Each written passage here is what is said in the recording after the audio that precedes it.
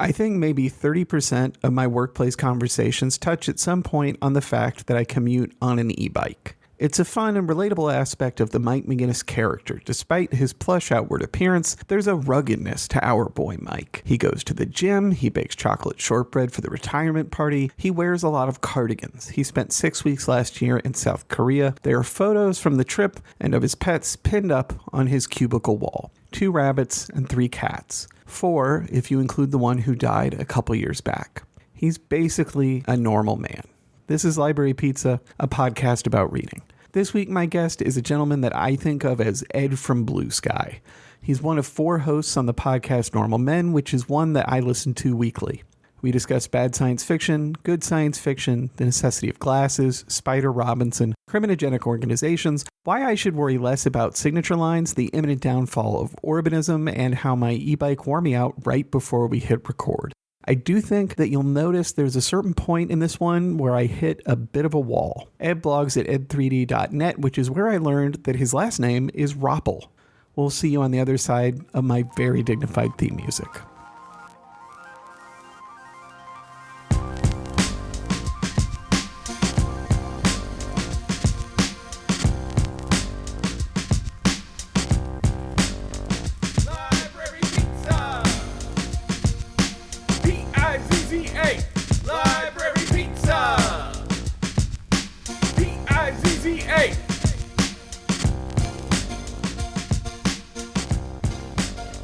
These are fakes of my last real pair of glasses because I just had ICLs, implanted lenses put in.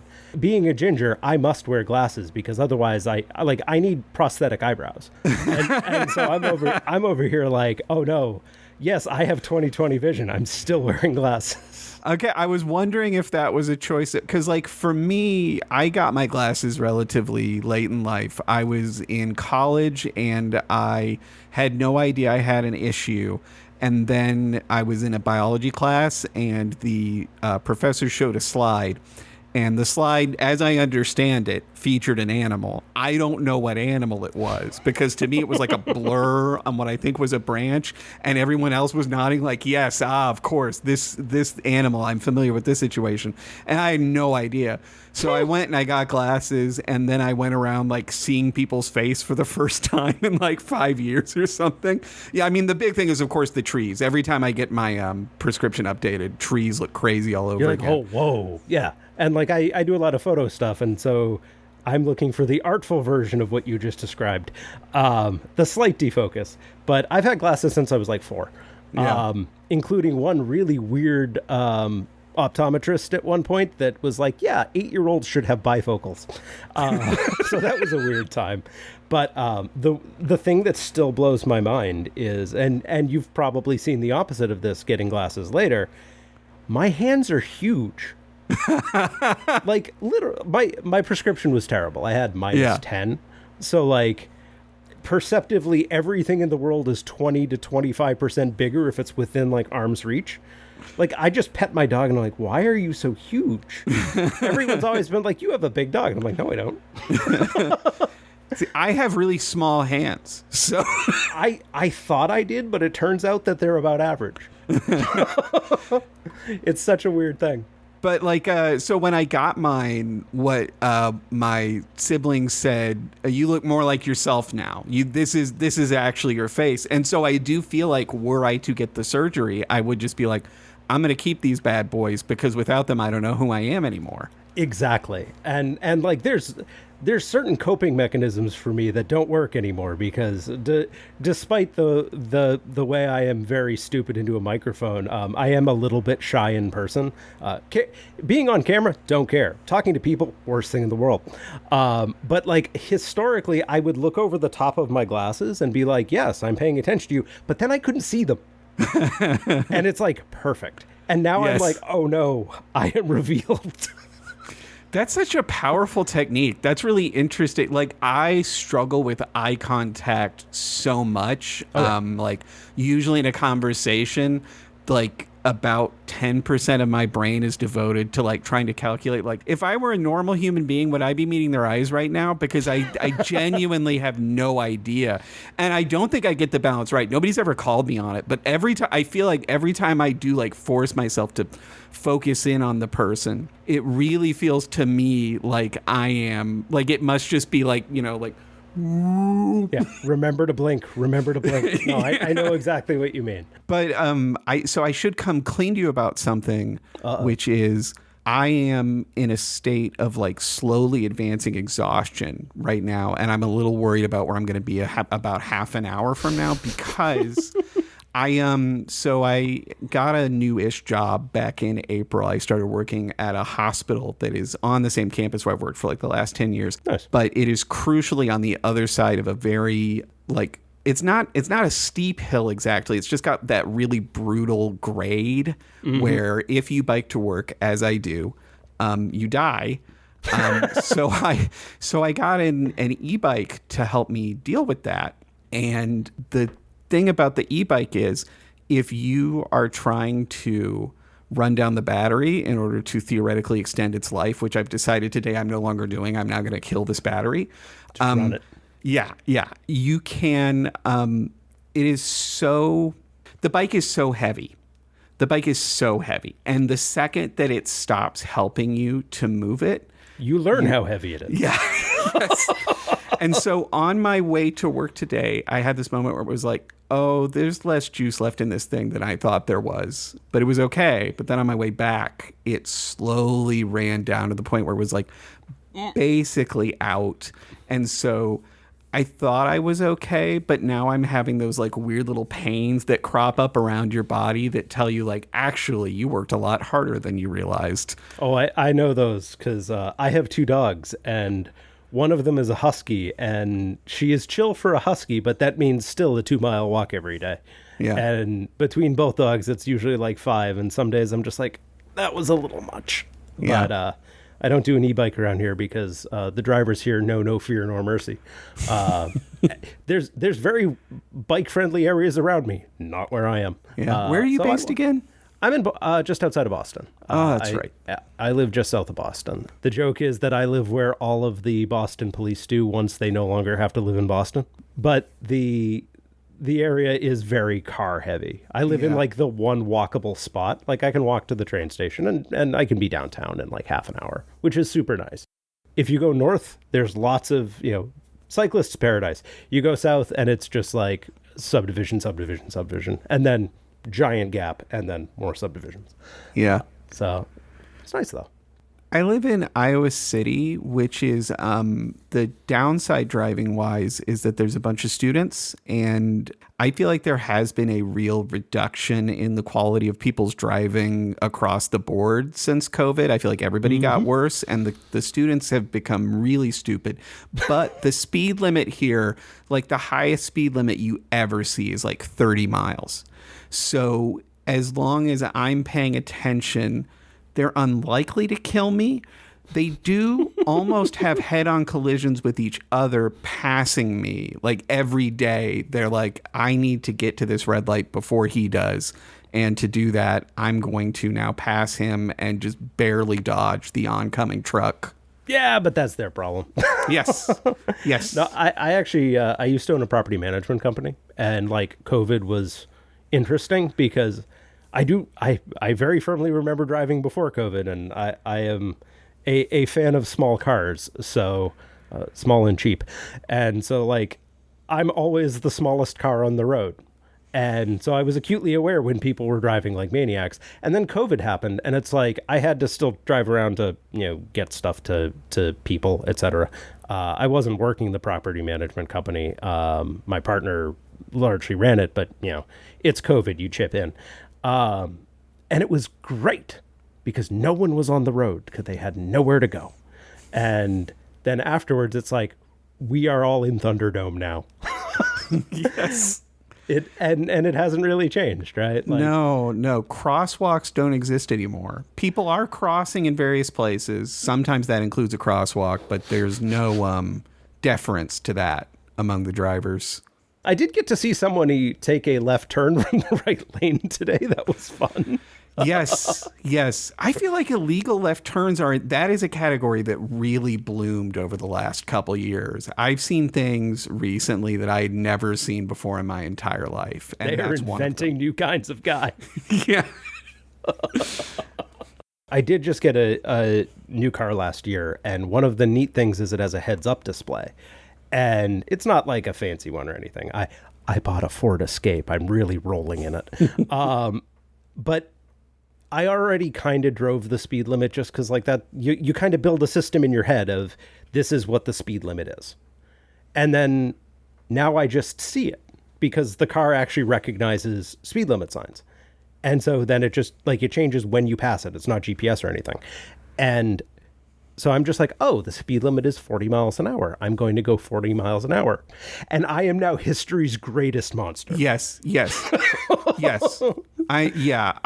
I grew up in Indianapolis where the speed limits are considerably higher than Iowa City. Like there, it's like 35, 45 miles an hour.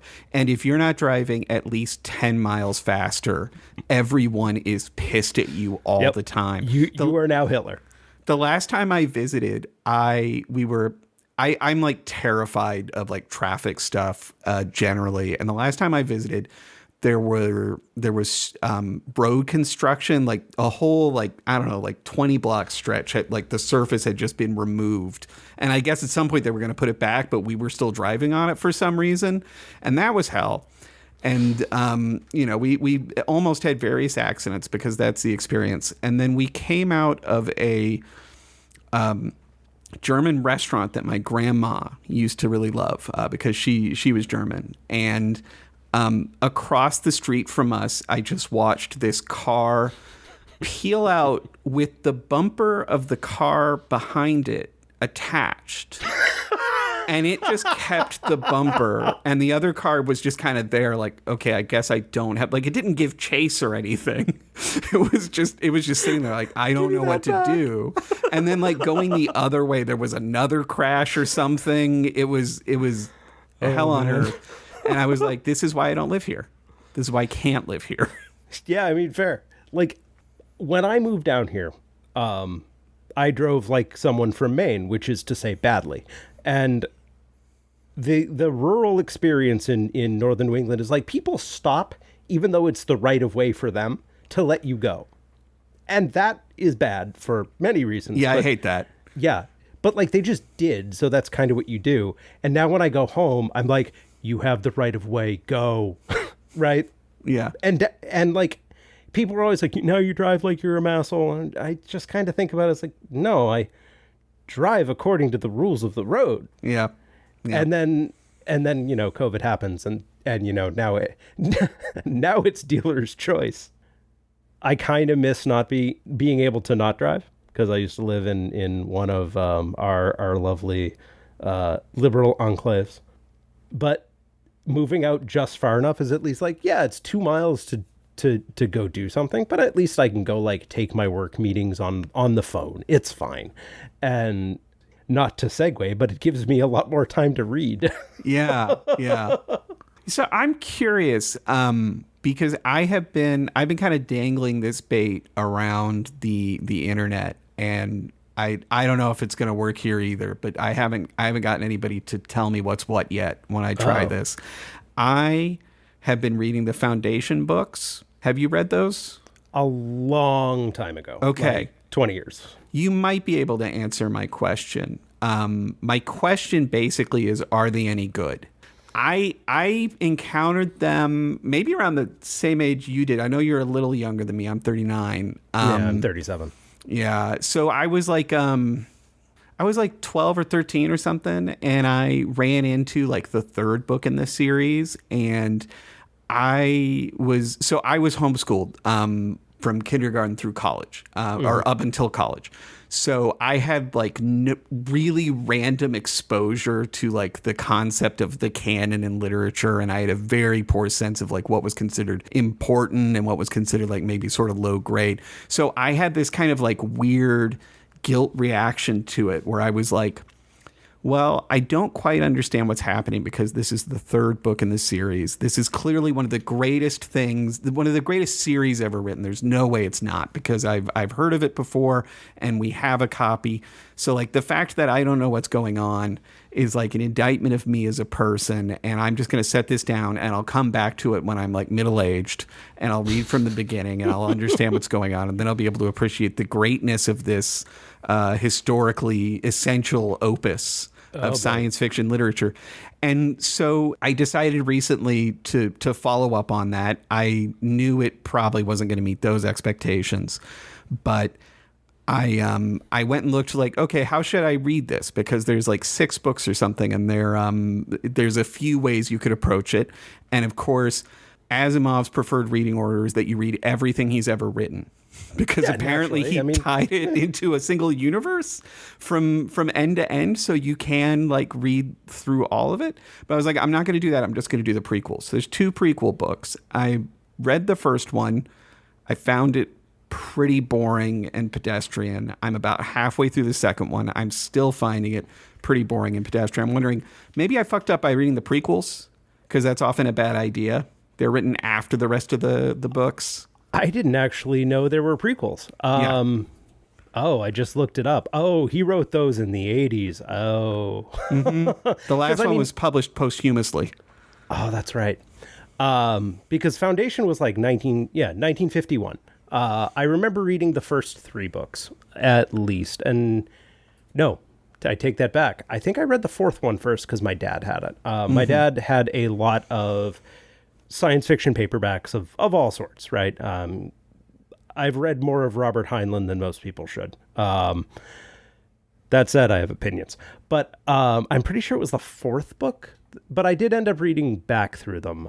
And I can't say anything about the prequels, but they're very of their time, I think. Not in a bad way. Well, yes, in a bad way. But in a bad way, definitely in some cases, for sure. In a bad way, but like maybe, you know, if it's like baseball, you kind of have to adjust for era. I would not think they were overly bad for the time. Like in hindsight, you definitely have the authors where you're like, oh no, oh you're just a bad person. Yeah. And Asimov definitely has some sketchy stuff, but I think overall, like, they're interesting, at least from an idea perspective, right? Like the whole psychohistory thing is crude, but also like he's inventing the words for it as he goes. I don't think they're good stories. I think he makes bad characters that always just do that, as you know, Dr. So-and-so. Right. And like iRobot's the same way. That's the one I remember more from him. Yeah. If I read them then, I would be like, these are amazing. Yes. I feel like this is something you encounter a lot with writers who make things that then, you know, become a part of the culture. Mm-hmm. All of the ideas have been so completely processed and used in other things that, like, the second he starts talking about psychohistory, I'm like, yeah, I see what you mean. Like, I understand what this concept basically is supposed to add up to and how it would work and all this other stuff. And then he like slowly explains it for the next 10 chapters. And then there's like some gentle misogyny. It's not hateful. It's just it's low grade stuff. It's how the world is. Exactly. It's a descriptor more than like a belief system. Yeah. And that's not exculpatory. I mean, John W. Campbell is I'm going to assume this is a family show and not finish that sentence.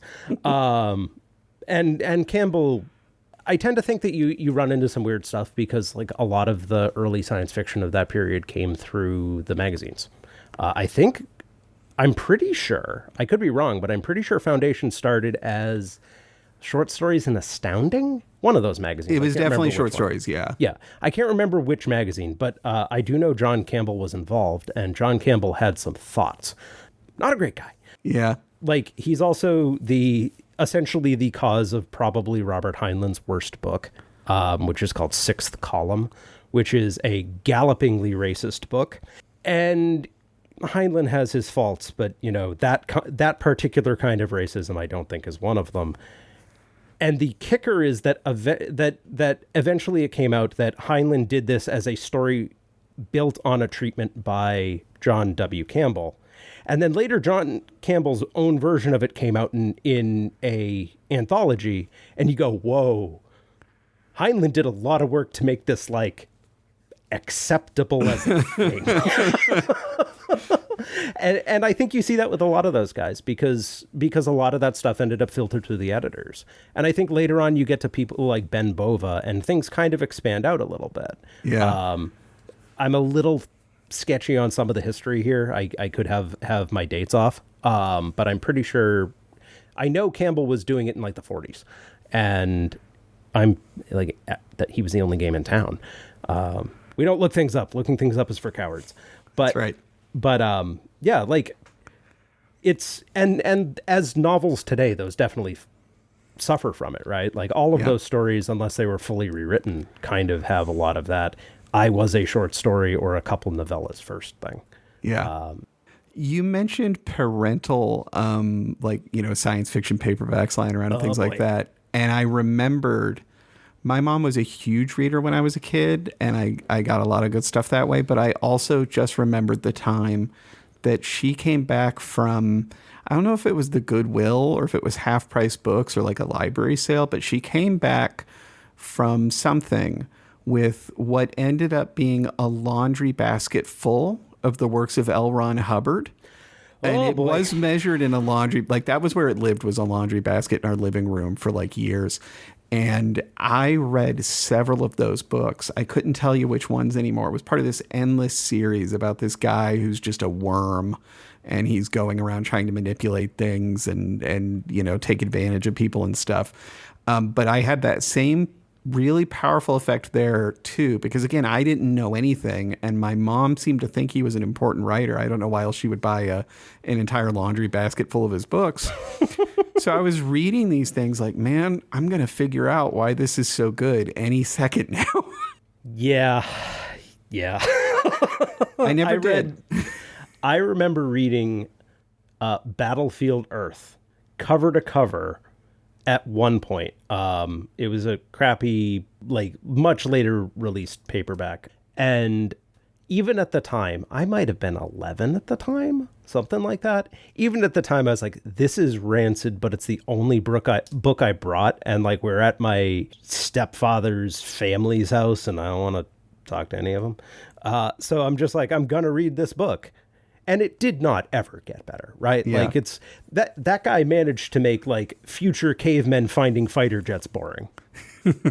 and that takes some work. Yeah, that is a trap that doesn't exist anymore. That, like, you know, with so many things from that era, you feel like a mix of like nostalgia and like but I would never go back, right? Mm-hmm. Like the trap of, I brought a book, I thought it was going to be okay. This is the book that I've got, and I don't have the internet, and I don't have an e-reader, so I can't just go download something better. I am now stuck with this, and whatever merits it has, I'm going to find them.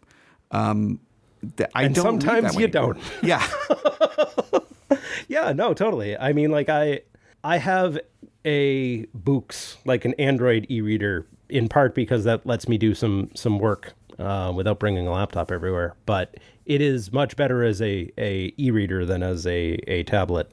And realizing that I have basically every book I ever read on it is kind of wild. But that also causes the other side where you don't know what to read, right? I definitely used to grab a random book from the bookshelves in the back closet. And a lot of them were science fiction, and most of them were bad. Weirdly enough, that leaves a lot of gaps in like my own science fiction, having, you know, I never read Gene Wolfe. I never read Roger Zelazny. I did read some Harlan Ellison because my dad had it. It was fun. But then like there was also stuff like Joe Haldeman, right? Like the stainless steel rat guy. And I was like, this is terrible. Yeah. And like everyone who read it at the time seems to think it was great. And I do not understand. Even some of like the really rancid early cyberpunk stuff. Like I didn't read William Gibson until significantly later. And I don't think Neuromancer's great. I mean, it's fine. Yeah, I was disappointed when I read Neuromancer in college. It was like, this is enjoyable. It was fine. It was good. It was very clearly the urtext of all that stuff, and yeah, I get that. But at the time, I had already found like Shadowrun and stuff like that. It's like, oh, cool, this is where that came from. But why is it plodding along? Why are they just going places? Why is there not anything happening? And to his credit, like, I think a lot of Gibson's later books are way better. But it's interesting sort of finding that core sample because everyone's is different. Like which parts of the sedimentary layer of something is really recent as science fiction, right? Like all of the authors anyone cares about, with like maybe 2 exceptions, are from the last 100 years. And so like that's still largely living memory, though barely in some cases. And like you run into the weirdest guys, capital G guys. Yes. Like Frederick Pohl, interesting, not good. Robert Forward, engineer pretending to be an author. And then you get guys like Jerry Pournelle. I don't know if you're familiar, but he was one of the very early military science fiction guys. And it shows. Yeah. And he's weird. But then you also have the really interesting stuff. And this is the stuff that I vibed with as a kid. And I, to be honest, don't know why my dad had a lot of this stuff. I don't think it is his kind of book. But like, have you ever read Spider Robinson? No. Spider Robinson's an interesting one. He's a hippie that somehow started writing for Analog and got tons of complaints because he wasn't writing science fiction. Except he obviously was. It just didn't have laser guns, or not that many of them. Because like Spider Robinson, he kind of came into that space at the same time that like Ben Bova took over Analog, and Analog was kind of the big magazine at the time. And as much as later events proved unfortunate, this is also like when Orson Scott Card started showing up, where there was a lot more humanity in the book than you know, as you know, Dr. So-and-so type stuff. And Spider Robinson, it remains one of my favorite authors, despite being an incredibly weird person. In a lot of ways, like he kind of became Robert Heinlein's chief apologist later. And it kind of shows because they kind of have the same sort of trying to make the unconventional conventional, though with very different behaviors. Like Heinlein got weird. Spider Robinson never got that weird, but like it's very clearly like, I am a hippie. I have unorthodox, views on life. Parentheses, I'm not making the same sorts of excuses that Heinlein did. But there was a much bigger focus in Robinson's works that I thought was really interesting on like what people do. Like one of the first story he ever wrote that I remember reading in a book later, I believe it was called The Guy with the Eyes. And the story was about, so it's a bar. And a lot of Spider Robinson's later books are built around the same bar. And it's a bar where improbable things happen. Like having the alien who is supposed to blow up the Earth show up and realize people are actually kind of okay. Like that ended up being the first story he sold. And then that's the one that got a bunch of complaints from readers. Because it's like, this isn't science fiction. There's an alien who wants to blow up the planet, but is realizing that he shouldn't because human beings should be saved. And that's like a real swerve from rocket ships, space lasers, all that stuff. And I find that really fascinating, to be honest. Like that shift happened a lot earlier than I think a lot of people think. Like that was the early 70s. And you don't really start seeing that sort of thing leak into more broad pop culture, at least like making it acceptable for mostly men to like talk about that stuff in an open sort of context for quite a long time after that. Now, when you say talk about that stuff, I want to ask a clarifying question. Yeah, sure. I don't think you mean blowing up or not blowing up the Earth. No, I mean like that we've been talking about that for a very long time. but like the idea that like it is worth thinking about whether or not the human race should exist, but from a moral perspective, and like from an outsider's moral perspective, like that's an interesting thing to me.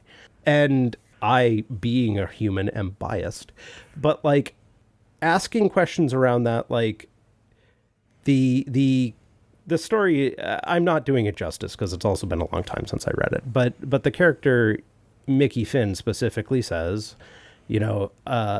so he works or is in bondage to another alien race that basically wants to blow up the Earth for making an overpass. You know how that goes. But he goes to Earth, he goes to this bar, and he realizes that humans are more like him than not. He has a breakdown, and I don't remember the exact wording, so I'm going to butcher it, but he says something like, "I did not realize humans had love," which is an interesting thing to be writing in analog science fiction magazine in 1973, is kind of what I mean, right? Yeah. Like, that's an immediately uncomfortable topic for a lot of people. Right. Well, and like what that immediately brings to mind for me is the tendency when talking about people in other cultures, especially in the run up to war or after exploitation, to tell each other that those people over there don't have those experiences, right? Mm-hmm. Like the idea that the people that you're unfamiliar with don't have love is a very convenient belief. And it's interesting to think about somebody saying the same thing about you, because of course my immediate response is like, of course I do.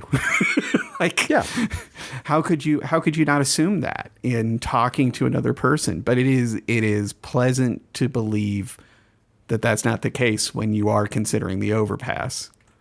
Right, exactly. And like there's getting out of one's head in that sort of cultural way. I don't know, Robinson was like in his mid-20s. He I think he was like a night watchman guarding us, as he said, guarding a sewer hole so no one stole it.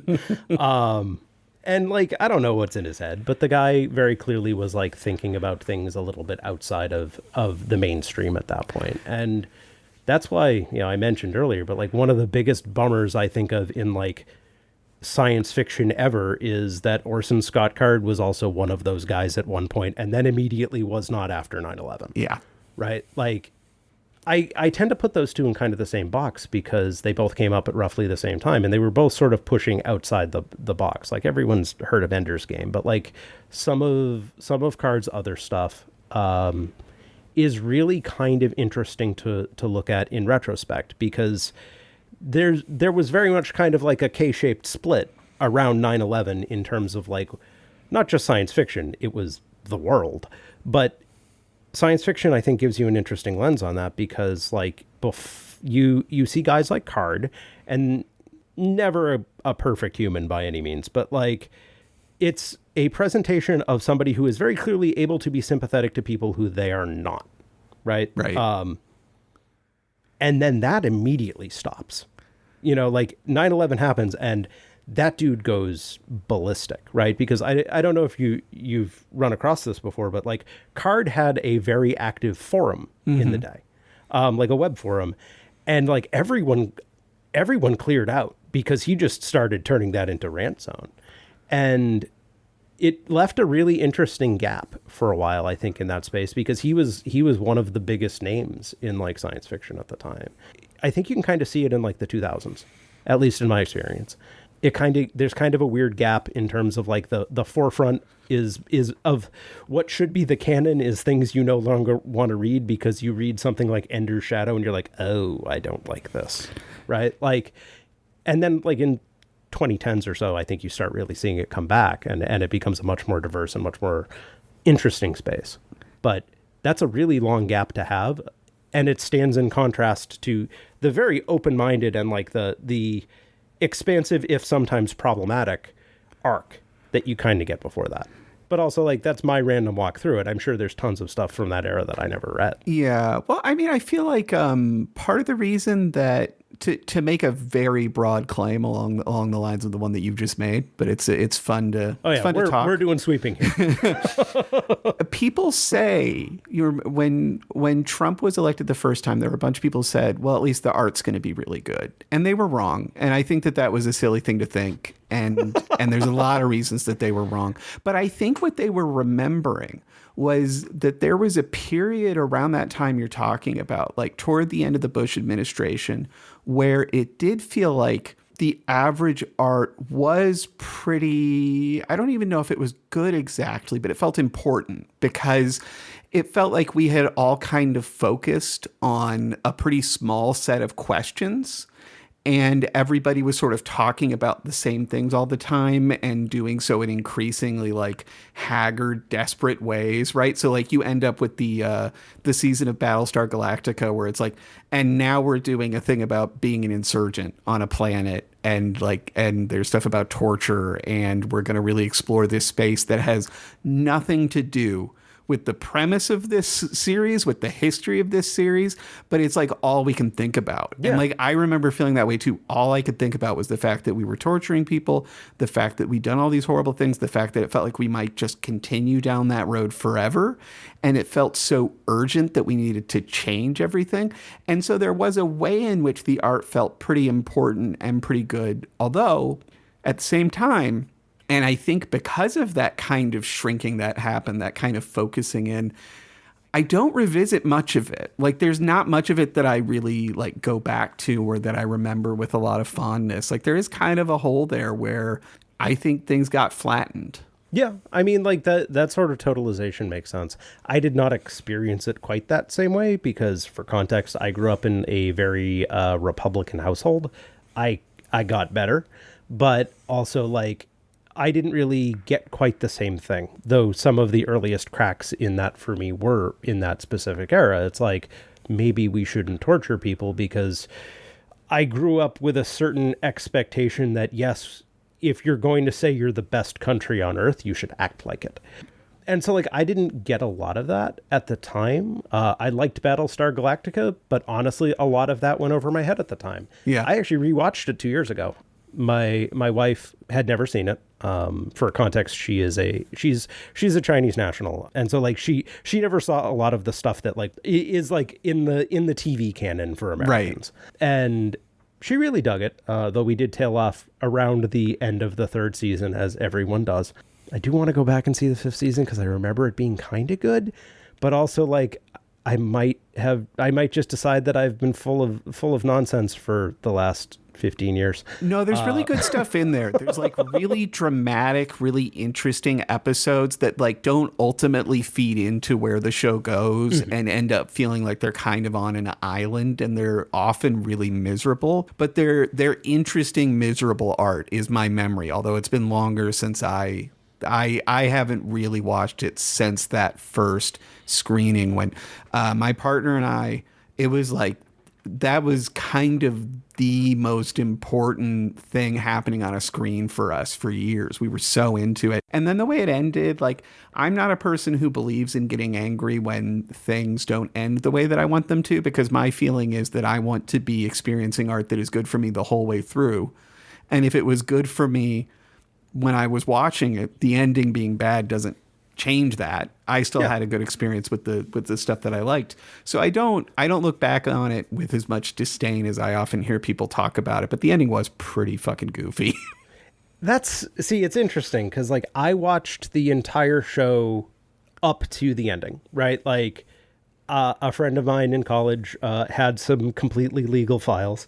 Yeah. And I watched the entire thing in like 2 months, right? Just like in my dorm room, you know, I had it on the TV. I had a laptop hooked up to it through like a RCA jack card, and I watched through the entire thing. And then I caught up on the ending in real time. Like I saw the last 2 in real time, and I honestly did not hate the ending. And I think it's a show that I wonder if somebody just binge watches it today, whether or not the ending works better, because that's kind of how it felt at the time. Because like, did they intend that from the start? Oh, no, not in the slightest. But like, it does kind of hang together as like the mythology if you kind of take it all at once, as opposed to having it dragged over. Like if it was over 5 years and like placing large parts of it in the context of the time, I do wonder if it doesn't work a little better, because I remember liking the ending, but I'm also the weirdo who likes all the weird, like I would rather see something weird that doesn't really stick the landing rather than just like see more of the same thing. And it was kind of an eye-opening experience from the perspective, like you can do something like that, right? Because like a lot of the stuff that you see is as a kid, and especially in not just science fiction, but also like in school, none of the literature was challenging. Right? Like none of the literature or any of the concepts were like really pushing on ideas in that way, right? Like, because the way that like an English class would do the thing is, you'd read the book or you'd read part of the book. That was always my problem, is they'd be like, read chapter 2. And I'm like, I'm done. I've already read the book. But then it made like discussions really awkward and not really interesting, because it's kind of like when you disassemble a bug, you now have a non-working bug, is kind of the way that I've come to feel about it. And it's all like conventional literature. The one book I ran into in school that I actually still have a copy around, I don't have it behind me, I used to, is actually like a science fiction anthology that had just random stories, and from like everybody. It had some really out there stories, and we never used it in class except for one of the most boring stories in the book. I forget who wrote it. But like it had things like the cold equations in it. Have you ever read that short story? No. I think it's, who is it? Tom Wolfe, I think. This one I am going to look up because I don't want to get the name wrong. Tom Godwin, that's right. And it was in the 50s. So, space flight was still kind of a question mark. And it is a story about a pilot realizing after launch and all that he's burning fuel too fast and doesn't know why. And it's because a girl has stowed away on the ship. And math is math, right? Like you only have so much delta V. And yes, the story is a little contrived, but essentially it is a story of the pilot and everyone in like ground control trying to figure out how to not kill that kid, because you only have so much reaction mass. You're not, both people and the cargo, are not going to make it to its destination. What do you do? And that's certainly a story to put in a book that a 13-year-old can find in school. But like seeing stuff like that next to everyone's bad interpretation of Shakespeare that they get in 9th grade, or I guess 8th grade or whatever at the time, it's really a thing. And then not really getting a lot of that until college. Something like Battlestar Galactica, as in hindsight kind of clunky and weird as it is, Ronald Moore, bless his heart, tried. It was just really kind of an opening sort of thing. Like, you're allowed to do this. You're allowed to be weird, and you can also mess up. They will give you millions and millions of dollars to mess up sometimes. And that I like that a lot more than Netflix, where you get one season of the show, you get a shocking cliffhanger, and you might see a second season 4 years later. Yeah. It took some big swings, and it was like, it's definitely one of those things where it was relatively early in various changes in how people thought about TV. I mean, I guess that was kind of squarely in the golden age, right? But it's funny when you talk about, I'm always interested when people talk about their school reading experiences, because I didn't have that, because I was just literally, I would go to the library and I would pick up whatever, and no one told me what I should be reading. And as a result, I mostly read trash. And again, like, I thought it was great because I was just like, well, it's in the library. It's been published. It's a book. And I want to write books. And like, it must be great if it's here. And so I read mostly garbage, but it was my garbage that I chose. And then I think I don't remember if it was like Vonnegut that I hit first, who was like actually good, or another one that I found relatively early was John Irving's The World According to Garp. Have you ever read that? I haven't, but I know about it. Yeah. So it was, I was like 12 or 13. And when you're 12 or 13, that is a challenging book. There's a lot to think about there. It was, and then I had to read everything by this guy. It was in a way, it was like one of those like little traumas you have that are like productive when you're a kid, where like you can't really process the things. So you're like, I'm going to keep coming back to this until I can figure out what I saw.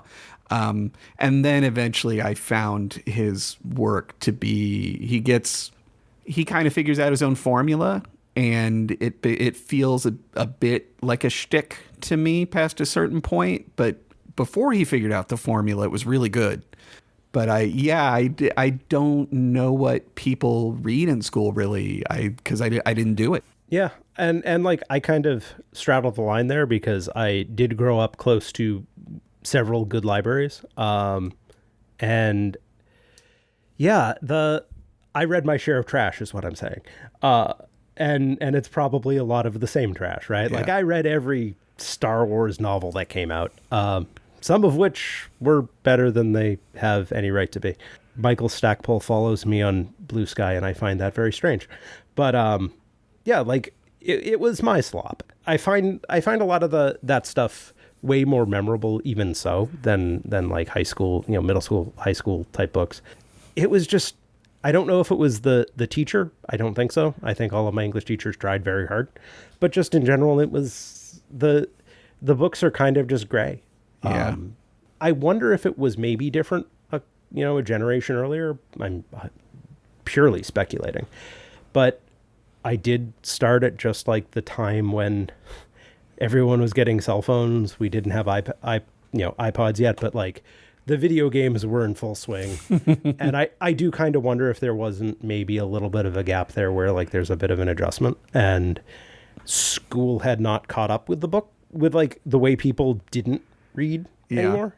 I do kind of wonder if like 10 years earlier it might have hit better, not just because like there would not have been quite as many alternative ways to consume media, right? Like TV wasn't as good in the 90s. I'm sorry. No, it wasn't. It wasn't good. Like it flat out was bad, which I enjoy revisiting that in some ways because I miss when more of our culture was a little bit underbaked and it didn't have this really coercive, like grab you by the throat energy where like it's so well crafted that like you kind of have no choice but to respond to it and pay attention to it and give them money.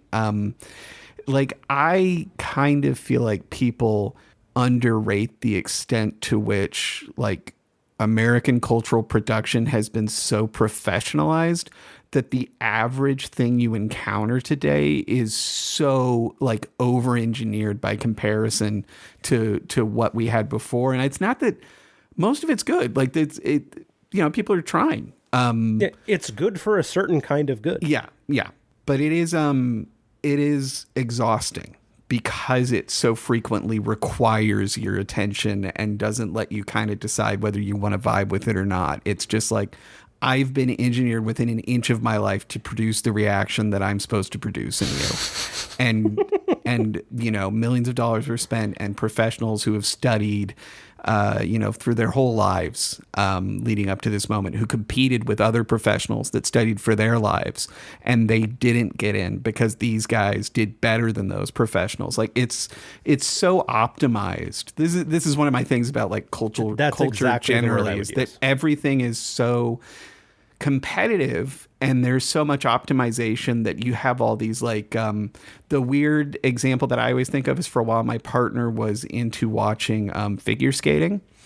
And figure skating, I don't know if you know anything about this and I won't explain in detail because I don't know myself, but like basically in the period where they were watching it routinely, the entire deal at the top end was, can you jump and spin 4 times in a row and land nicely? It was called a quad, and most people couldn't do it consistently. Even the best people couldn't do it consistently, but you would do it anyway because if you landed it, you were in the top tier and you had a chance at winning. And if you didn't do it and you didn't land it, you were done anyway. Had no chance. Yeah, there was no hope. So the top end were these crazy superhumans that could almost do this thing with some consistency that like isn't fun to watch, made the routines worse because they were built around like trying to make that work, like looks awful when it goes badly.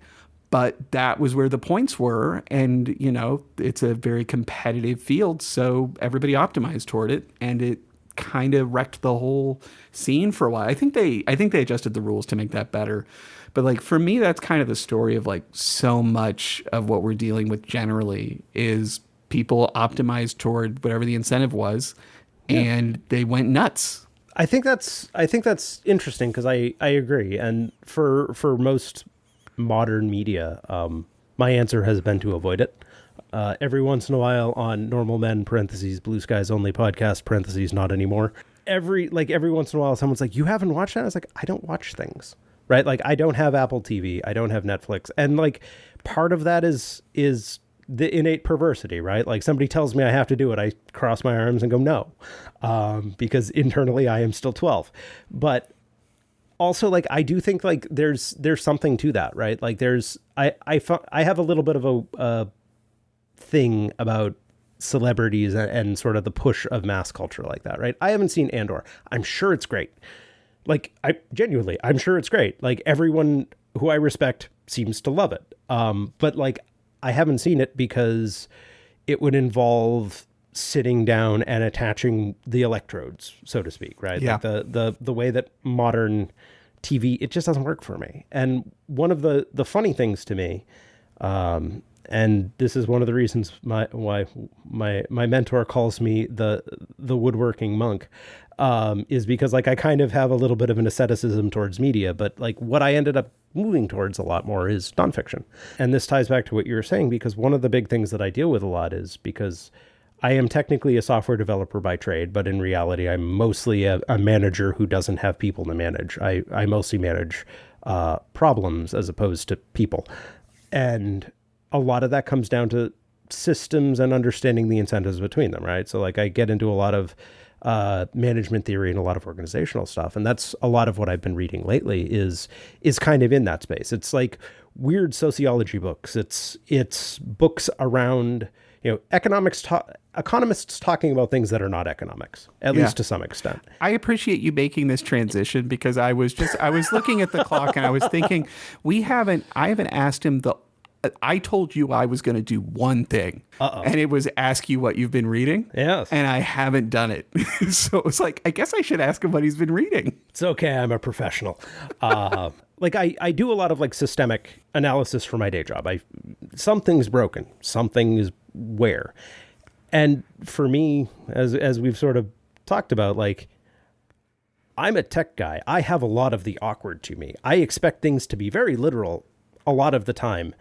And working in a very large company, I work for a telco, is not like that, right? A lot of people say one thing and do something else.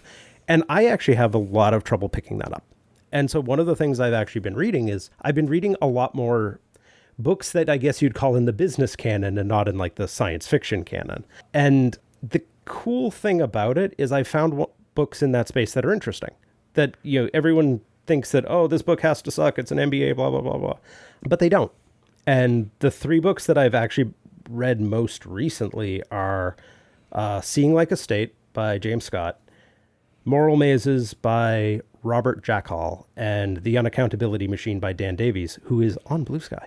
And he kind of comes out of the blogosphere, so that book is a little bit unhinged in a really fun way. But the through line that I've had is trying to understand why these systems are the way they are and what incentives are pushing people to do things in a way that, like, it's never going to be a game I really understand, but it's one that I can at least like recognize as being played, because a lot of things that when you're in a technical field stop being technical at some point, right? Like, it's not really about whether or not you can shovel, text from this computer to this computer. It's about whose toes you're stepping on when you do it, and why. And I find a lot of value in sort of the frameworks that I've been reading about, because and Seeing Like a State is in the run of this podcast, you will have somebody who is better at talking about that book than I am, for sure. Like, that's a super, it is a capital F famous book. Yeah.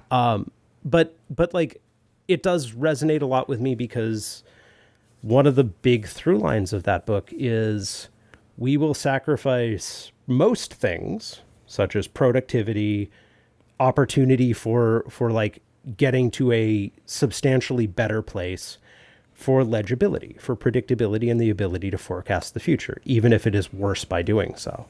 The canonical example from that book is Prussia in like the 18th century. Forests were turned into grids, right? Like they cleared out all the underbrush and they just grew the trees that they needed for the thing.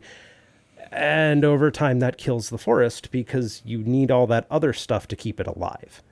And that's very similar to like a day job today, right? They don't care how good at this you are. Here's the box, here's the button, push the button. And yeah, they were vulnerable to monocultures, but you could count the trees. And I say a lot of times to junior developers, the ticketing system is not for you. The ticketing system is for your boss, because so your boss knows what's actually happening, at least to some, abstract level.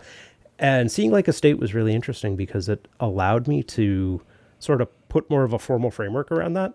It's one of those things where being able to name the problem really helps.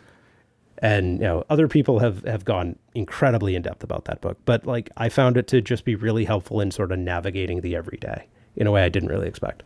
Yeah, I read the summary of that when you mentioned it, and I read the article that I don't know if article's the word, blog post, whatever. The seeing like a software developer. Yes, exactly. The one that applied it to that particular context, which I did find helpful since I only got to skim a little bit of seeing like a state.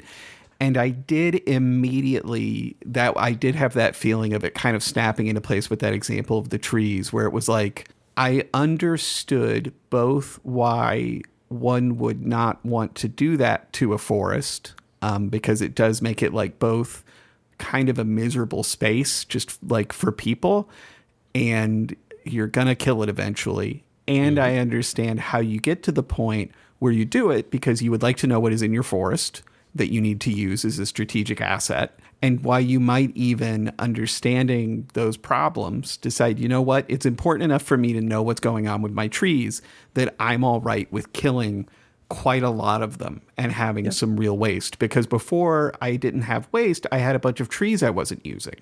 Yep.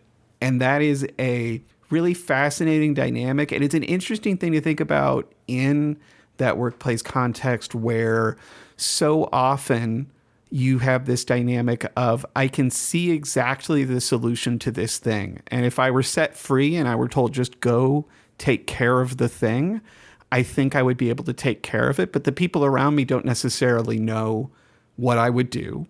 Mm-hmm. They might not agree with my solution. They probably have their own that seems really obvious to them. Mm-hmm. And so we end up having to spend a lot of time talking through, what even do we want to happen with this like, what do we want to happen with these trees? Like, what is our What's goal? The desired state? Exactly. Yeah. And like, how are we going to get to it? And what's a fair division of like, there's so much conversation that has to happen that is like, I do have, because I think I share some of that literalism you're talking about. Like my partner used to develop tests, standardized tests at the ACT, and they told me that they would think about, when they were working on a question, when they were trying to think about the different ways that it could go badly for the person taking the test, they would specifically ask themselves, if Mike were reading this, how would he misunderstand it? Because I have that same literalism where, like, if somebody tells me we're supposed to do X or Y, I'm like, okay, well, then that's what I'm going to do. I'm going to drive the speed limit. I'm going to follow this system because somebody thought about this more than I did. Yeah. And they probably know better than I do. And like, maybe eventually I'll have some input, but I would like to see the system run before I start mucking around with the gears. And it's Chesterton fence stuff, right? Like, if there's a fence, ask why before you take it down. Exactly. But like, for so many people, that's hell. For so many people, they really do. You got to walk through with them. Like, here's why we're going to do something that is going to have a worse outcome than it could have, that is going to be unfun for everybody in the process, that is going to be slower than it needs to be. Like, it's going to meet none of our goals. And it's the best thing that we as a collective can produce. And that's just kind of where we're at. Yeah. And it's interesting because, the example given, the canonical forests example is not the first time this has ever happened in history, obviously. Think about the metric system. But one of the things that I find interesting is just that it's accelerating. And I do say interesting, like, good or bad, you don't argue with the weather, right? Like, I could think that it is a bad thing, but at the same time, if my opinion there doesn't matter, I need to describe the thing rather than, change it parentheses right now.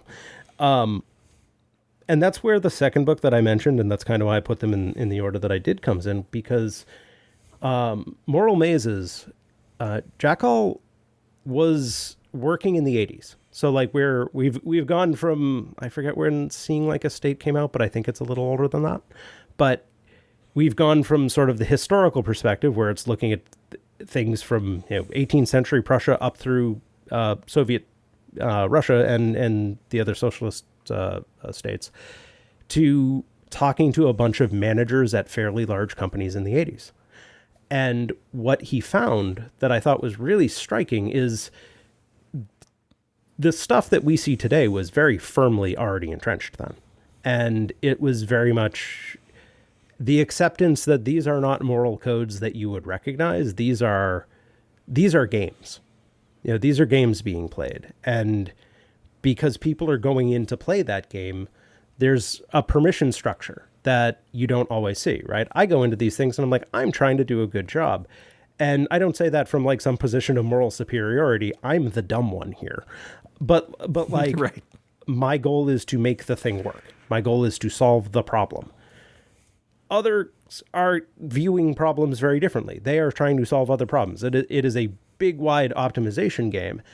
And what you end up seeing is a lot of like fairly straightforward things when you look at it in that frame come out. Like upward loyalty is fairly consistent. Your boss has the power to fire you. Don't blindside your boss. But then going right. sideways or even going diagonal, like what's your relationship with your boss's peers, is a very shifty thing. And you know, there's a lot of case studies in that book. One of the ones that stood out to me is an accountant trying to report financial irregularities really just got in trouble. And whistleblowers and the like, that's kind of a little bit different. He was trying to play by the rules of the company. He's like, they say ethics matter. I'm going to report through the ethics chain. Oops, now everyone's mad. And that's because that is that kind of lack of literacy in that space. It's going and doing what you think is right from a moral perspective in a game that has decided that's not important. And it's a very valuable game at times, right? Like it is a thing that you can argue with the entire edifice of capitalism, but like it does get stuff done. The question is whether it gets stuff done in a optimal or a humane way. That kind of challenge of I am doing what I've been told is the expected process. I'm following the procedure. I'm trying to embody the values of the organization or whatever.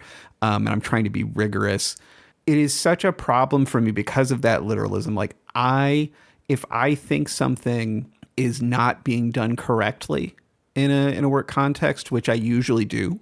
Like, I usually feel like things are kind of wrong and like we're cutting corners just because of my problems. We cut corners last time. Well, and like the thing is, it is a lack of literacy of that kind that made me develop the habit of I will genuinely just turn and ask somebody when I'm like elbow deep in a thing that like to me seems urgently important. And like, if I don't fix it, everybody's going to be mad and I'm going to get fired and the people who work with me are going to be in trouble too. I'll just turn to the person that I'm working with and be like, am I being crazy? Yeah, it's a fair question. And like, often the answer is yes. Like you don't, because I don't have whatever that cultural awareness is that tells me like, these are the corners that are okay to cut. These are the things that we're allowed to do differently from how we say we do them. And these are the things that we don't. Mm-hmm. I just like I can't hear the wavelength where that information is communicated. And so I do now I just ask my boss, I just ask the people around me, like, am I being crazy right now? Am I wasting energy on a thing that doesn't matter? I had a thing today as an example. I had a form that I needed another person to fill out, and I'm sort of filing it on their behalf. I won't get into the details because they're not interesting, but their signature line was above mine. And so I was talking to my supervisor and I was like, well, I was thinking that I need to scan this, send it to them, get them to sign it and date it, and then they'll send it back to me and I'll sign it and date it because their signature line is above. So like they should be signing it first, right? And like, what if they sign it second? Like, what if their date is after mine? Isn't that going to reveal that I'm not doing this in the way that you're supposed to? And as I'm saying this, I'm like, I don't need to worry about any of that, do I? I can just sign it and date it right now and send it. And the signature line is above mine, but that does not actually mean that is the sequence that this has to be done in. Like, none of that matters. But I did have to ask her, like, does this matter? Yeah. And like Sometimes it does, right? Like I've definitely worked in really high compliance environments where you do that in order. But I think that's perceptive in sort of like understanding where the game is, because shameless transition. One of the theses of the Unaccountability Machine, the third book that I mentioned, is very much built around finding the accountability sinks, and a lot of the game is not being that, right? It's not being the one who is the easiest to assign culpability to when something inevitably goes wrong. And I think we see in a lot of environments these days, and frankly, if there's only one takeaway for a listener, it's go read this book, go give Dan money, is that modern companies are very much built towards this model of like stripping out accountability at every layer. The game, as sort of mentioned before, has a lot of avoidance of it. It's figuring out how to not be the one holding the bag. But over time, Davies asserts, and I think this is true, is that a lot of organizations have grown up into structurally finding no one to make accountable. The term used by, I believe it was Bill Black, but Davies mentions it, is criminogenic organization. Like, it's an organization that is structurally designed to eventually commit crimes, but not to have anyone commit the crimes.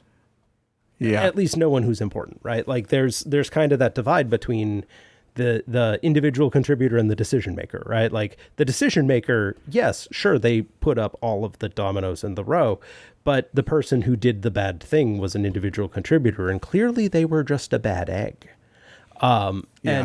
And you see a lot of diffusion, right? I'm sure you've heard it, and I hear it all the time. You know, the computer says this, so it has to be true. The rule book says, right. And if you say, I decided, you're putting a target on your back. I tend to do that because I'm a foolish person, but like most people don't. And like, that is how you prolong the game for you as much as possible. Like the other way to do it is to never be wrong, or to only be wrong within parameters that you can survive. And I've made my career off of doing that mostly, but like, I also have a lot of short job stints. The interesting thing that is why I really recommend everyone read this book is it's maybe the easiest entry point I've ever seen to the concept of cybernetics. Are you familiar? Not the robot arms. No, I know the word cybernetics as a science fiction concept that refers to any kind of computery, robot-y stuff that happens to be lying around. Now take the robots out. Okay. Because that's where cybernetics really comes from. And the Unaccountability Machine does a really good job of presenting the sort of history of it in a compelling way, because the history of cybernetics as a discipline really is structured more around analyzing a thing, analyzing an organization, or really more of a system, right? Like you don't necessarily have to have an organization. You can have a control system, for example, and that's kind of where it comes from. Cybernetics as a discipline can really kind of be traced back to World War II, when, I forget his name, Norbert something? I can't remember, made an observation that computers can exhibit sensory malfunctions in the same way a person can. Because World War II is when you started to see things like automatic tracking for like anti-aircraft guns. And this is very new technology. It's like, how do you do this? Computers aren't a thing yet, right? So like, this is all electrical. And the observation is that you would sometimes see things that you've seen in humans. Sometimes they would be slow, which in a human is ataxia. And in a human, the tendency to sort of waver around a point is usually called a tremor. And in a computer, or in this case, like a mechanical system, you see that same thing. You're not going to just stick on your target. You're going to kind of bounce back and forth around it. And this birthed into the notion of cybernetics. And one of the big figures in it was named Stafford Beer. And his work is impenetrable and no one should try to read it. Deal. It's very foundational, but it's bonkers. Like, these are guys who, the whiskey supply never stopped. These are guys who just like piled into a room, brought all their smart friends, and just got drunk and yelled at each other for, as near as I can tell, 2 decades. And what kind of came out of it is 2 things. One is that the cybernetics that we know of, the thinking of like human computer interaction and then getting into the robot arms of science fiction, was because those same people were kind of valuable for that thing.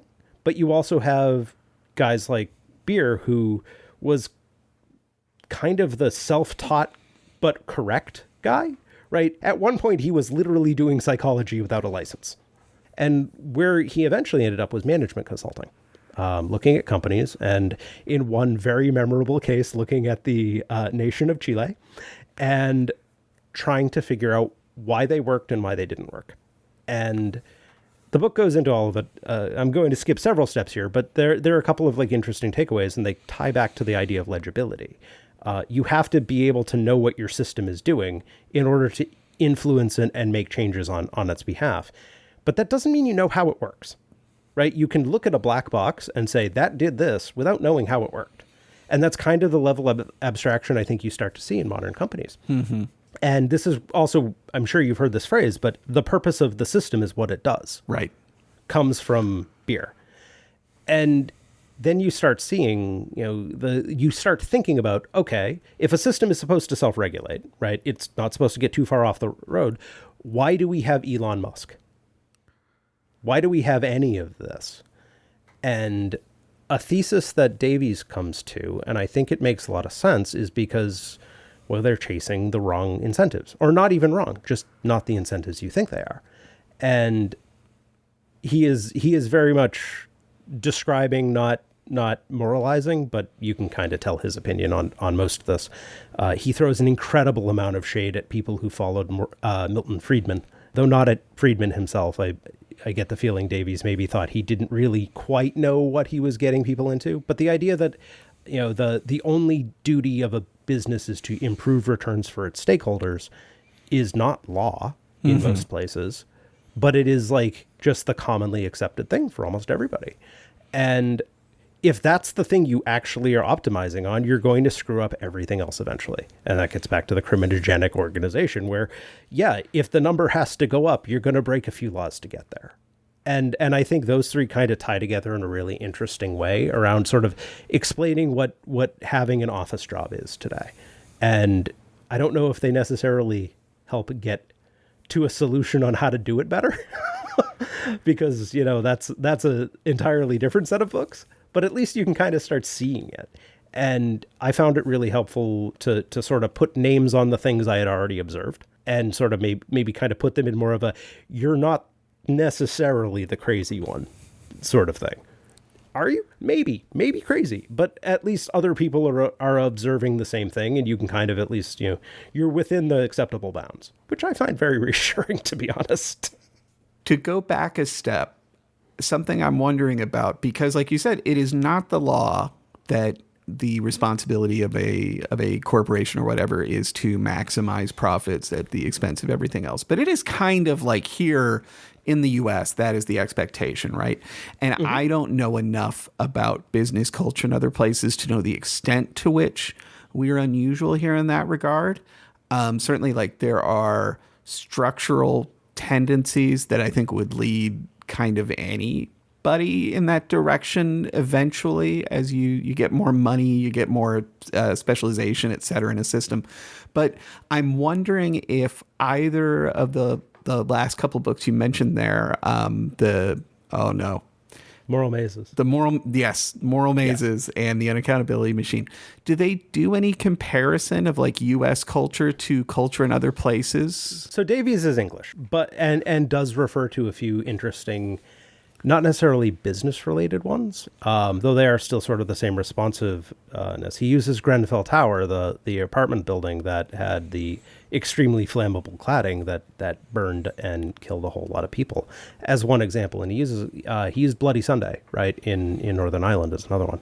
And so like these are kind of universal incentives. It just depends on how they're applied. My understanding, and I am not a big-time businessman, is that a lot of these incentives exist everywhere, but like how they're mediated is different, right? Like one of the things that came out of Moral Mazes that I thought was really interesting is he reported that a lot of folks very openly admitted that regulation was a counterbalance towards this stuff, right? Regulation that forced less pathological short-termism and at least some consideration of long-term effects. And, that's a frankly interesting thing. I came to the perhaps we should do a regulation about it independently of that, but like because it makes sense, right? You're trying to create a different incentive for people.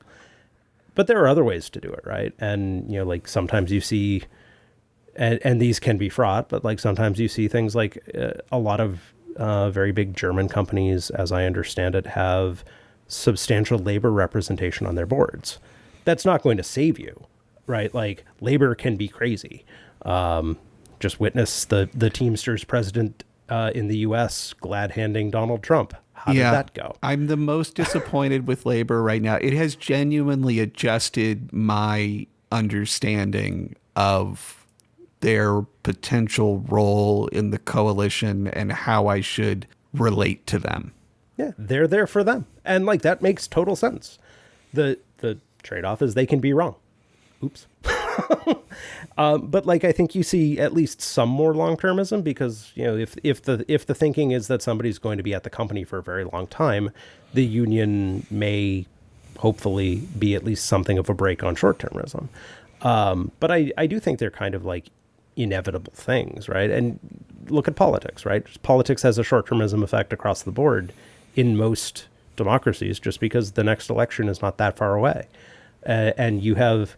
I always kind of thought, like at some level, that parliamentary systems where election timing was a little more under control might be a break on that. But then, hi, England's here. Oh, sorry, Great Britain. And like, I don't know. I think it happens everywhere, but like the universe around it kind of determines whether or not you really stick. But certain other podcast co-hosts of mine are probably way better at this. It's the advantage of having an economist. Sorry, not an economist, knows a lot about economists. This seems, I've seen mention of the Uncaccountability Machine, and I should read it, even though, as I have said on recent episodes of this new podcast, I am a baby about reading nonfiction. I read history, I enjoy history. Nonfiction, I really struggle with. I rarely care. But like that's a personal problem. It feels though like we're living, like the reason that I am telling myself like, you know what, I should go ahead and try to make myself read this one is it does feel like we are in kind of the height of this structure. Like I think that it can accelerate in a way, but I don't know that it's gonna change that much more in, I don't know, in kind, like in the sort of genre of life experience that you have in relationship to this. What I mean is there was a period where it seemed like the explanation for every business decision, every government decision you didn't like was going to be the algorithm. And then we started calling the algorithm AI. And in some cases, it's meaningfully more sophisticated than the algorithm. And in some cases, it's clearly not. But it is in both cases this machine that we created to which we could outsource judgment if we wanted. And you see them experimenting with this in the government right now. You see them experimenting with this in business, obviously, in all sorts of places with like, what if we just let the computer tell us what we were supposed to do? And we did, as you say, assume that if the computer says it is right. And we just trusted it to run things. And yes, it's going to commit crimes like crazy. Like there's going to be so many ethical violations. There's going to be so many things that it tells us to do that no human being would ever feel comfortable looking somebody else in the eye and telling them, but maybe we can like really save a lot of money as insurance providers. I don't know that there's much further to go down that road other than just doing it more and faster, right? Like, I wonder if we have an opportunity to see what the criminogenic organization is and how it works and think about, like, would we like to make some tweaks before it kills us? I mean, I am a big fan of saying that Woke 2 is coming, and by the time it gets here, it might have turned into Woke 5. We are inventing new wokes at a frankly shocking rate, though I do think it will look rather different than it has. The thing that in that particular one that I find particularly interesting is like, I work adjacent to and with artificial intelligence and machine learning. I am not a math guy. Don't ask me how it works. I mostly look at it from the perspective that I described earlier. It's a black box. I'm going to poke it and see what it does. And where I have come down is very, very firmly on this gives you stronger, longer arms, but it does not replace human judgment. It can't. Right. Every time I have tried to make one of these things self-pilot to do even something fairly basic, the results are hilarious. And so I have a healthy skepticism of them, even as I'm like, this can also be a fairly massive multiplier if used correctly. Will they be used correctly? Probably not. I do think, though, that there is probably a certain inevitability to it, because so one of the things that always bugs me is there's kind of a thought terminating idea when people just sort of chalk everything up to capitalism, right? It's like, Yes. oh, capitalism caused this. And I find that uncomfortable, even as I very much understand it, right? Like it's a very understandable and deserving of empathy thing to feel that way, because that's sort of the word that has been tagged onto all of this crap. But it really isn't capitalism. It's many things below that sort of amalgamate into something that, I guess, if you were a descriptivist, yeah, sure, call it capitalism. But it's also it's also a word that's too big to wrap your arms around. You can't fix capitalism, but you can be like, this is a cause, this is an effect. Right. And I do, like, I'm an optimist. I do think that we are going to get through this. I think we're going to get through it diminished but not out, is kind of where I've been basically since day one. I do think that a big part of that, especially because you want to talk about incentives, the voters are pissed. And I don't just mean like the loud leftists. I mean, I went to the No Kings protests last weekend, and I saw signs that would get you federal, like, you would have the Secret Service knock on your door. There was stuff that made me uncomfortable. There were things where it was like, I actually don't like seeing that. Yeah, I'm like, like where your head's at. Please put that down. And so, I feel optimistic. I could be full of it, but yeah. No, I'm with you. It's better to be optimistic and wrong. Yes. as long as you have a backup plan. Yes. This is the thing. I mean, I've been reading a few different Hungarian novels simultaneously and enjoying some Hungarian art. I enjoyed some movies recently, like Bellatar. And something I always think about with them is that we've been told that we're doing Orbanism, and that means that we're fucked, because Orbanism is such an incredible model that it's just going to destroy us. It's going to destroy our culture, and we're going to be trapped there forever, and there's no way out. And like, putting aside the fact that I think if you're doing responsible comparative politics, Hungary is not the US, and like in really important ways that people really should be more responsible about acknowledging.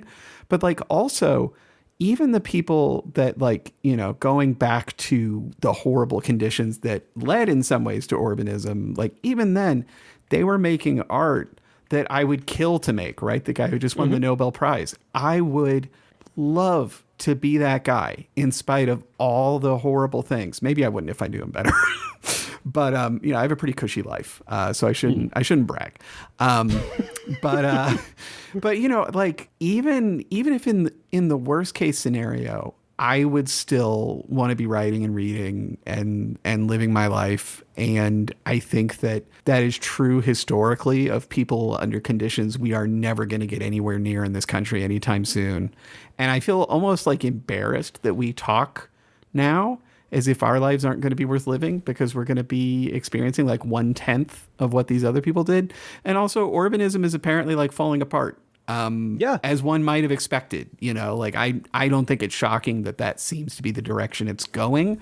So like, even in a country where it worked, it's not eternal. And people talk about it like it's eternal here. And I think it's really irresponsible. It's really frustrating. If you have a mood disorder that makes that like how you see the world, then I sympathize, because I do too. And like, I go to therapy and I argue with myself and I deal with it. But like, I don't blame you if you feel that way. But like, when you're talking to your friends and you're like trying to get through life, I really wish people would just be like a little more thoughtful about that and not do that to their loved ones, not put them through those nightmares before we have to. It's true. And like, I always find that really like interesting. And You see it a lot online. You've always seen it online, and there are incentives for it, right? A lot of people are looking for their Doom fix. If you are a vendor of Doom, you often you get your dopamine shot. Yeah. But I fully agree as far as like the comparisons to Hungary go. I've had coworkers in Hungary. I know a little bit about it. I've never been, but it doesn't seem like it's quite working as well as, you know, the hype men for the American regime really seem to think they're all leftists. Is maybe the best way to put it. It's like, yes. Why are you doing their work for them? Yeah. You should be saying that the emperor has no clothes because it is tactically advantageous to say that the emperor has no clothes. Yeah. And that's one of the things, for what it's worth, we kind of try to do on Normal Men, is it's like, we just had Don Moynihan on, and Don's entire thing is like administrative burden and like the ability of a government to do things. Like, he's more on the administrative burden side, but the conversation goes towards, how do you actually make this work?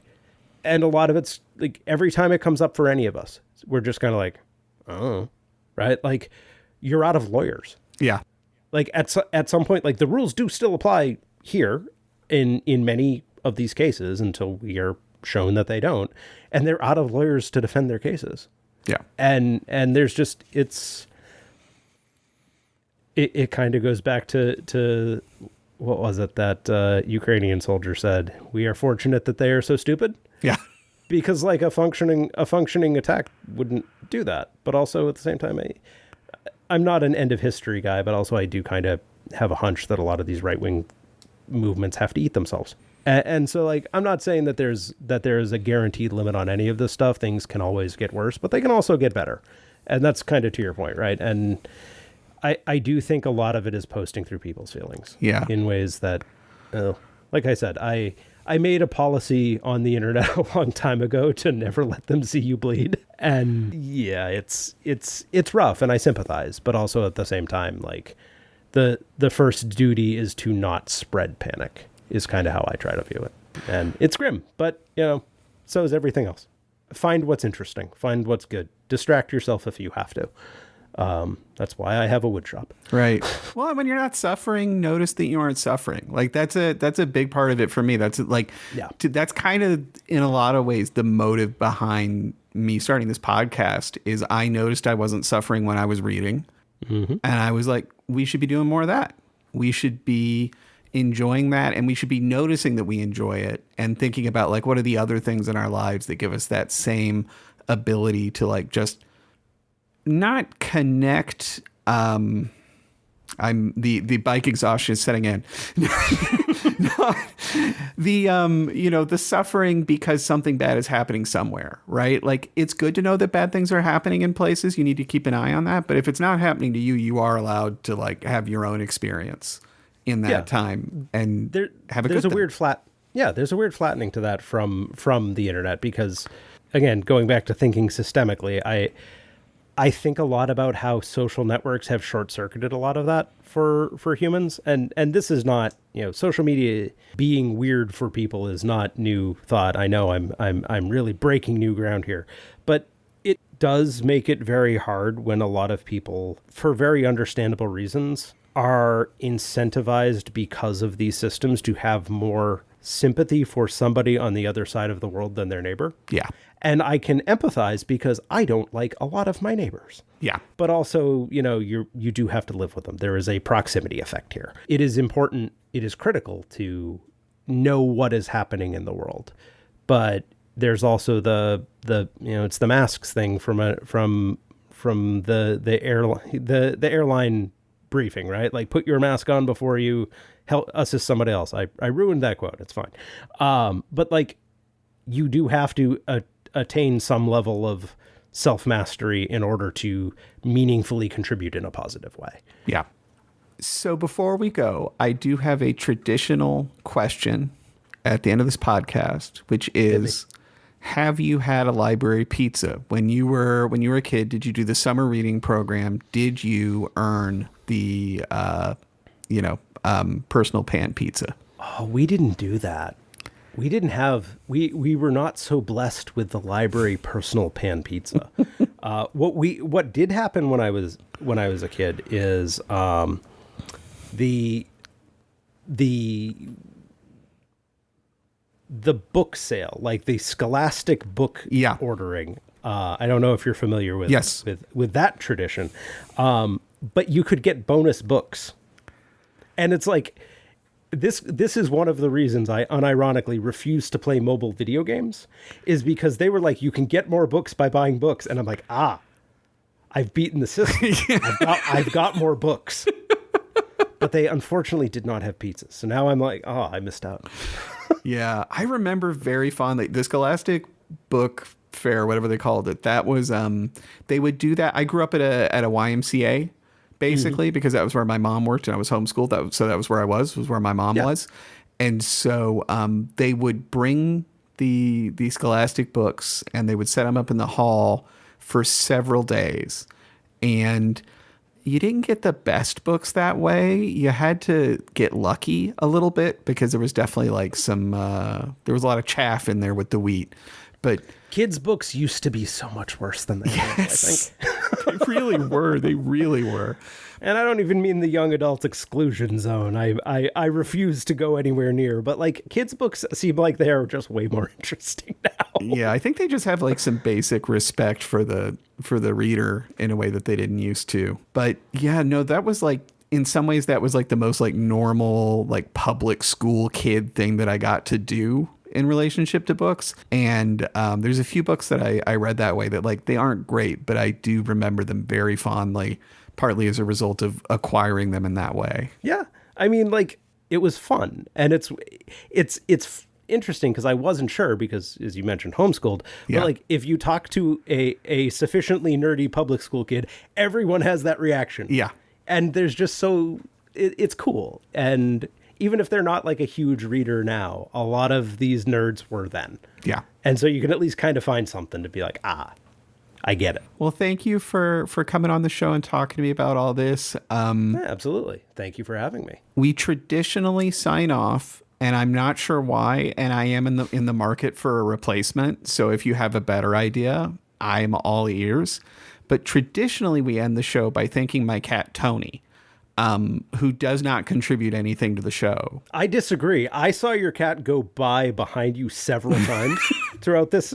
You know, like, I didn't even notice. That's a critical part of things. Okay, well then in this case we can thank Tony. Did you notice if it was the one with the white like paws and the white like belly fur? I didn't. Okay, because it could have been Mila. Okay, so you've got two cats going around. Yes. My dogs are basically like cats in that they just sit around, stare at you, and don't make any noise. So I understand, but it's important to differentiate. Yes. In any case, thank you, Tony. Well, thank you, Tony.